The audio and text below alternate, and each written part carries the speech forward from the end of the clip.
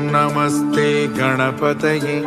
त्वमेव प्रत्यक्षं तत्त्वमसि त्वमेव केवलं कर्तासि त्वमेव केवलं धर्तासि त्वमेव केवलं हर्तासि त्वमेव सर्वं खल्विदं ब्रह्मासि त्वं साक्षादात्मासि नित्यं धृतं वच्मि सत्यं वच्मि अवत्वं मा अवभक्तारम् अवश्रोतारम् अवदातारम् अवधातारम् अवानुचानमवशिष्यम् अवपश्चातात् अवं पुरस्तात् अवोत्तरात्तात् अवदक्षिणातात्